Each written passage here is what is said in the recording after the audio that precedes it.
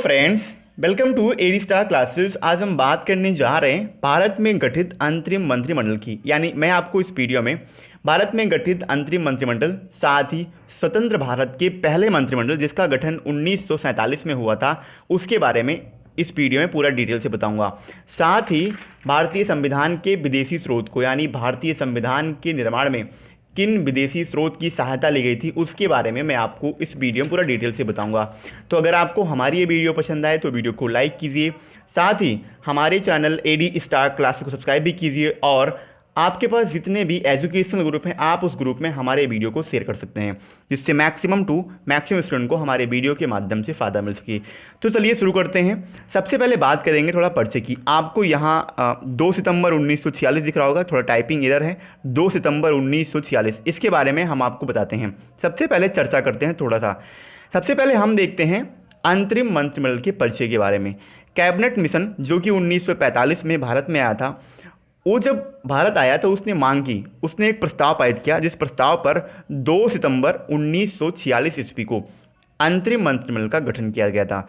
इसमें मुस्लिम लीग के भी 5 सदस्य शामिल थे। ये इंपॉर्टेंट है, आपको इतना हाईलाइट करना है, क्योंकि एग्जाम में अधिकतर ऐसे क्वेश्चन आते हैं कि भारत में गठित अंतरिम मंत्रिमंडल में मुस्लिम लीग के कुल कितने सदस्य शामिल थे। तो आपको याद रखना है कि 5 सदस्य ऐसे थे जो भारत में गठित अंतरिम मंत्रिमंडल, जिसका गठन स्वतंत्रता यानी 15 अगस्त 1947 से पहले हुआ था, उसमें 5 सदस्य मुस्लिम लीग के शामिल थे। बाकी जो थे वो कांग्रेस के और अन्य दल के थे। चलिए सबसे पहले हम विभाग और मंत्रियों के बारे में बात करते हैं। एक तरफ आपको मंत्री दिख रहे होंगे, दूसरी तरफ आपको विभाग दिख रहे होंगे। यानी एक तरफ मंत्री हैं, एक तरफ व्यक्ति हैं, और दूसरी तरफ वो डिपार्ट है जिन डिपार्ट को उन व्यक्तियों को सौंपा गया है। यानी जैसे जवाहरलाल नेहरू, इन्हें कार्यकारी उपाध्यक्ष विदेशी मामले एवं राष्ट्रमंडल विभाग को सौंपा गया है।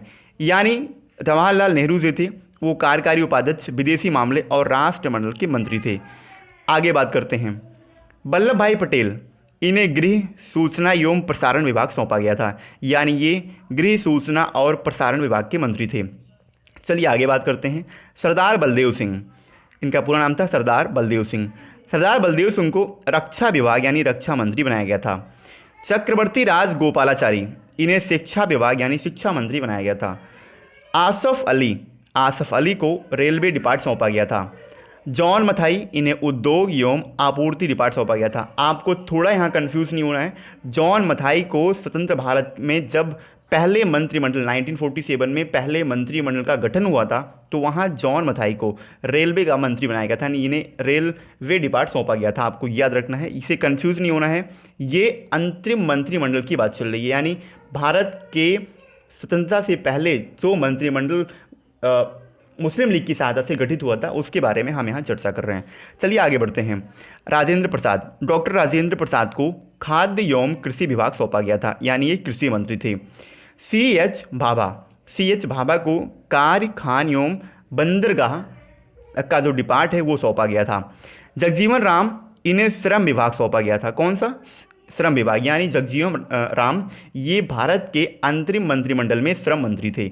अब सबसे पहले बात करते हैं इसके बाद मुस्लिम लीग के सदस्य। यानी अब एक चीज़ और आपको याद रखना है, एग्जाम में अधिकतर पूछा जाता है कि मुस्लिम लीग के कितने सदस्य अंतरिम मंत्रिमंडल में शामिल थे। दूसरा आता है कि कौन सी डेट को शामिल हुआ। आपको याद रखना है 26 अक्टूबर 1946, क्योंकि 2 सितंबर 1946 को कैबिनेट मिशन के प्रस्ताव पर अंतरिम मंत्रिमंडल का गठन किया गया था। उसके बाद मुस्लिम लीग ने 26 अक्टूबर 1946 को इसमें आके सदस्यता ग्रहण की थी। कब? 26 अक्टूबर 1946 को, जिसमें लियाकत अली खां, इन्हें वित्त मंत्री बनाया गया था। यानी ये इन्हें वित्त विभाग सौंपा गया था। गजानतर अली खां, इन्हें स्वास्थ्य विभाग सौंपा गया था, यानी ये स्वास्थ्य मंत्री थे। अब्दुल रब नस्तर, इन्हें संचार विभाग सौंपा गया था। आई चुंद्रीगर, इन्हें वाणिज्य मंत्री बनाया गया था, यानी इन्हें वाणिज्य विभाग सौंपा गया था। और जोगेंद्र नाथ मंडल, इन्हें विधि यानी कानून का विभाग सौंपा गया था, यानी इन्हें कानून मंत्री बनाया गया था। आपको एक चीज़ याद होगा, अगर हम अभी स्वतंत्र भारत के पहले मंत्रिमंडल की बात करेंगे तो उसमें आपको ये देखने को मिलेगा, जैसे जोगेंद्र नाथ मंडल, इन्हें विधि डिपार्ट यहाँ सौंपा गया है, लेकिन वहाँ पे डॉक्टर BR अम्बेडकर को विधि डिपार्ट सौंपा गया था। आपको इन सब में कंफ्यूज नहीं होना है। चलिए आगे बढ़ते हैं। अब बात कर लेते हैं यहीं पर हाँ, साथ में स्वतंत्र भारत के पहले मंत्रिमंडल की। स्वतंत्र भारत का पहला मंत्रिमंडल, इसकी स्थापना 1947 को हुआ था।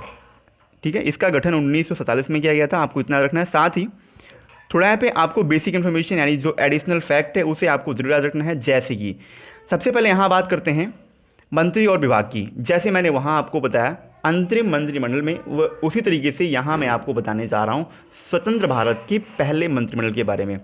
जवाहरलाल नेहरू को इन्हें भारत का पहला प्रधानमंत्री बनाया गया था। साथ में इन्हें राष्ट्रमंडल, विदेशी मामले और वैज्ञानिक शोध का डिपार्ट भी सौंपा गया था। यानी इन्हें विदेशी मामलों का मंत्री, वैज्ञानिक शोध का मंत्री तथा राष्ट्रमंडल का मंत्री भी बनाया गया था, और ये भारत के पहले प्रधानमंत्री भी बने थे। सरदार वल्लभ भाई पटेल, इन्हें गृह मंत्रालय दिया गया था। साथ में सूचना एवं प्रसारण और राज्यों के मामले के मंत्रालय को भी इन्हें सौंपा गया था। सरदार बलदेव सिंह, इन्हें रक्षा मंत्रालय सौंपा गया था। यानी स्वतंत्र भारत के पहले रक्षा मंत्री थे सरदार बलदेव सिंह। आर के षणमुगम शेट्टी, इन्हें भारत का प्रथम वित्त मंत्री बनाया गया था। यानी इन्हें वित्त डिपार्ट सौंपा गया था। ये बात हो रही है स्वतंत्र भारत के पहले मंत्रिमंडल की, जिसका गठन 1947 में किया गया था।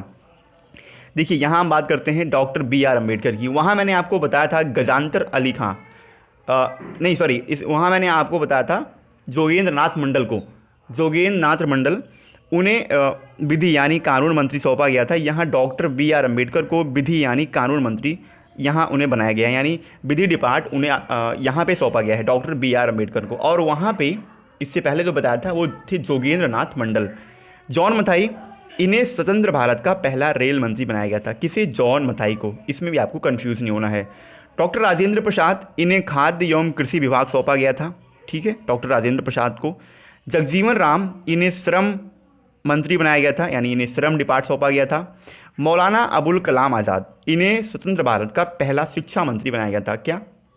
पहला शिक्षा मंत्री मौलाना अबुल कलाम आज़ाद को बनाया गया था। राजकुमारी अमृत कौर, इन्हें सबसे पहले भारत का स्वास्थ्य मंत्री बनाया गया था। यानी ये भारत की प्रथम स्वास्थ्य मंत्री थी। कौन? राजकुमारी अमृत कौर। डॉक्टर श्यामा प्रसाद मुखर्जी, ये भारत के पहले उद्योग एवं आपूर्ति मामलों के मंत्री थे। यानी उद्योग एवं आपूर्ति मंत्रालय डॉक्टर श्यामा प्रसाद मुखर्जी को सौंपा गया था। CH भाभा, इन्हें वाणिज्य विभाग सौंपा गया था, यानी ये वाणिज्य मंत्री थे। रफ़ी अहमद किदवई, इन्हें संचार विभाग सौंपा गया था, ये संचार मंत्री थे। BN गाडगिल, इन्हें कार्य, खान एवं ऊर्जा मंत्रालय सौंपा गया था। कौन सा? कार्य, खान एवं ऊर्जा, BN गाडगिल को। चलिए अब थोड़ा बात करते हैं संविधान के विदेशी स्रोत के बारे में। यानी भारत के संविधान के निर्माण में जितने भी विदेशी जो स्रोत शामिल थे, यानी विदेशी सहायता जो ली गई थी, उनके बारे में यहाँ प्रमुख रूप से मैं आपको बताऊंगा। सबसे पहले बात करते हैं ब्रिटेन के बारे में। ब्रिटेन से एकल नागरिकता एवं विधि निर्माण की प्रक्रिया ली गई थी। कौन कौन सी?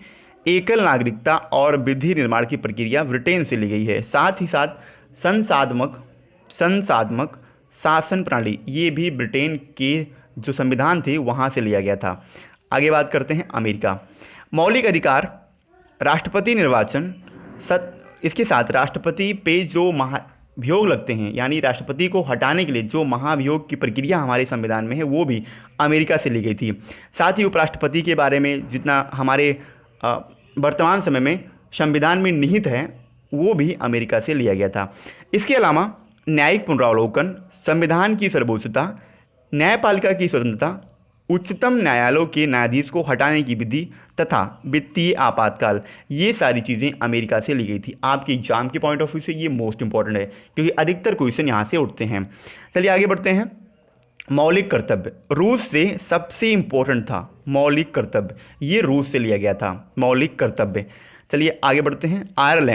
आयरलैंड से नीति निर्देशक तत्व यानी नीति निर्देशक सिद्धांत लिया गया था। ये आपको जरूर याद रखना है, ये इंपॉर्टेंट है, ये आयरलैंड से लिया गया था।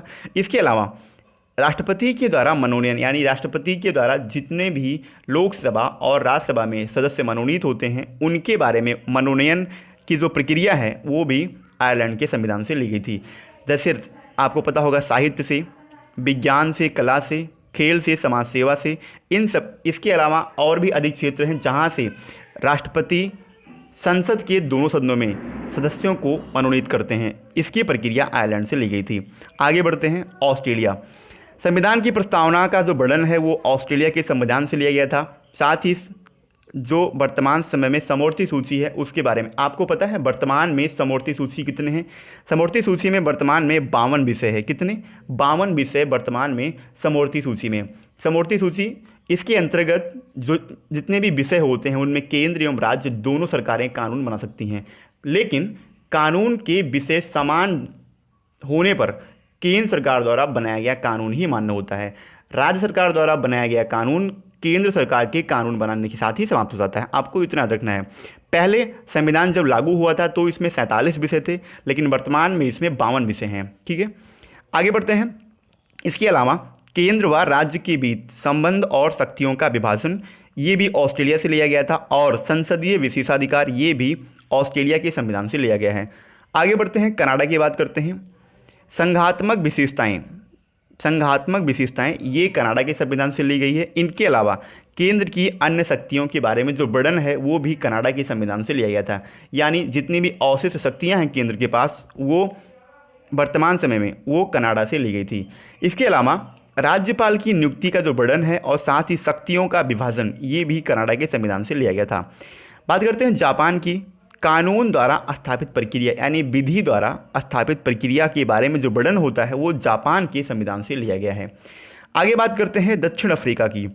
संविधान संशोधन, ये मोस्ट इंपॉर्टेंट है, आप इसे हाईलाइट कीजिए, मैं इस पर ट्रिपल स्टार लगा रहा हूँ। संविधान संशोधन की जो प्रक्रिया है वो दक्षिण अफ्रीका के संविधान से ली गई थी। आपको इसे जरूर याद रखना है। दोस्तों आज के लिए इतना ही। अगर आपको हमारी ये वीडियो पसंद आई हो तो वीडियो को लाइक कीजिए, साथ ही हमारे चैनल एडी स्टार क्लासेस को सब्सक्राइब कीजिए, और आपके पास जितने भी एजुकेशनल ग्रुप है आप उस ग्रुप में हमारे वीडियो को शेयर भी कर सकते हैं, जिससे मैक्सिमम टू मैक्सिमम स्टूडेंट को हमारे वीडियो के माध्यम से फ़ायदा मिल सके। साथ ही साथ अगर आपको इस